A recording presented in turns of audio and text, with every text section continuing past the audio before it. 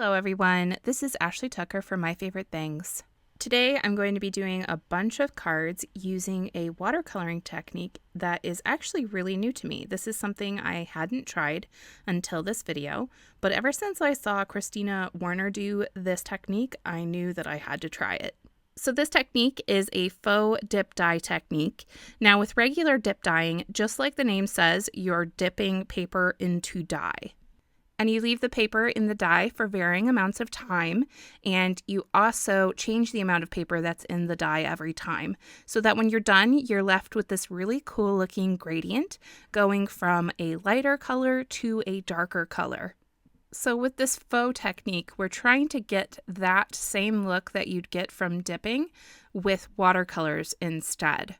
Like I said, this was my very first time trying out this technique, so you're seeing me learn as I go here. I do 3 different backgrounds and I try one color at first, and then with the second and third one that I do, I try to add in more than just one color and see how that goes. So for this first background, like I said, I'm only using one paint color and I chose this really pretty purple color. The paints that I'm using are the Gonzai Tombi watercolors, and the paper that I'm using is just Canson watercolor paper. This is a cheaper watercolor paper, and because of that, I do get some pilling when I'm doing the darkest of the colors because there's so much on the paper already. It's just starting to kind of rip up the fibers of the paper, but it wasn't too bad. I was still able to use these, and I think that they came out really good.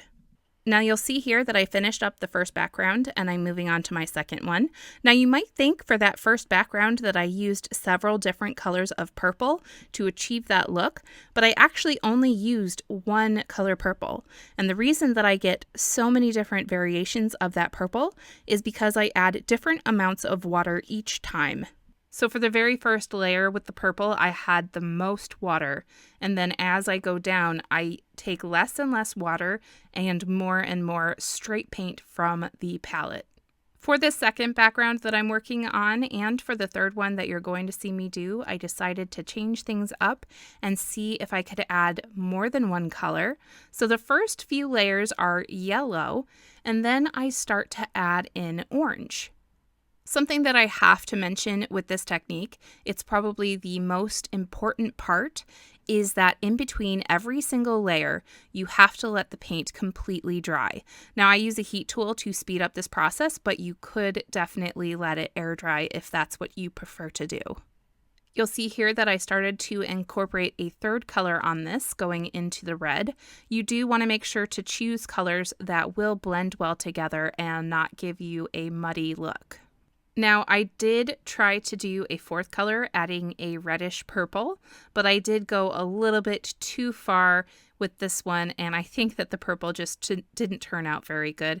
I think there was just too many layers underneath it, including those original yellow layers, and I might have put too much water and pulled up all of those colors, and it mixed with the purple to make kind of a muddy looking purple. It didn't look totally terrible, but I do think that I preferred the way that it looked before adding the purple.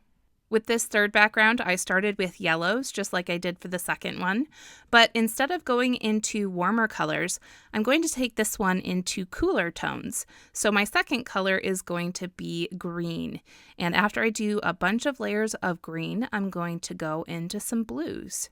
A couple of other tips that I want to mention for if you're going to try this technique.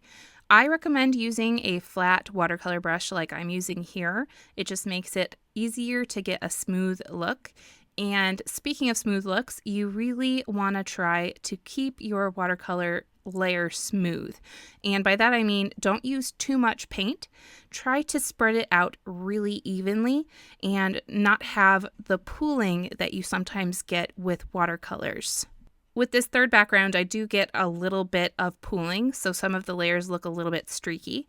I don't think it's crazy noticeable, and I'm still going to use this background because I still think that it's gorgeous. But if you want to avoid that, make sure that you're really careful.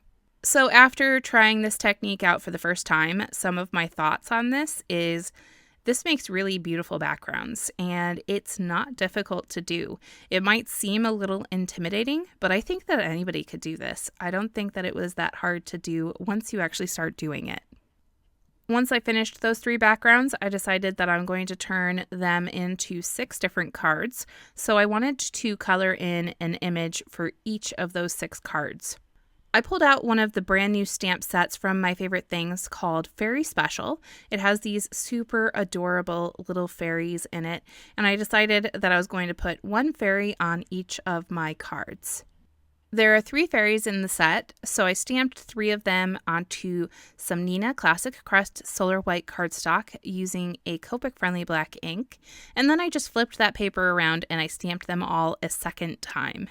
If you'd like to follow along with the colors that I used on these fairies, I do have the marker caps off to the side so that you can read the color names of each of the colors that I used. I'm not going to go super in detail on the coloring, as I think that I kept this really, really simple.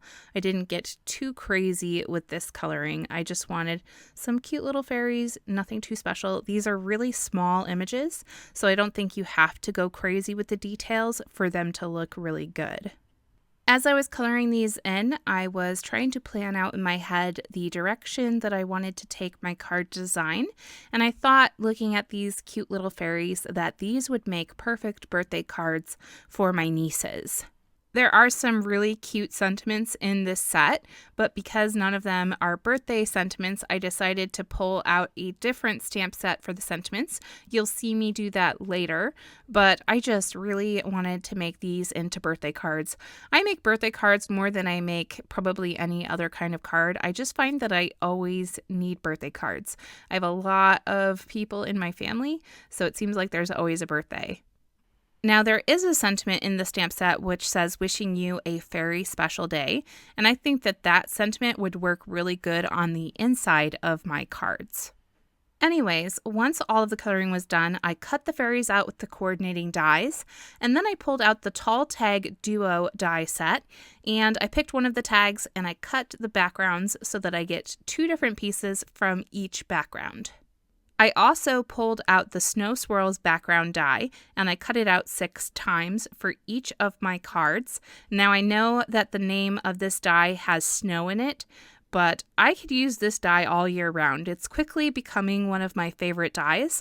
I think that it works well for any season. I did cut down all of those snow swirl backgrounds to 3.5 by 4 3/4, and then I popped up the tag dies that I cut out on each of those panels with foam tape.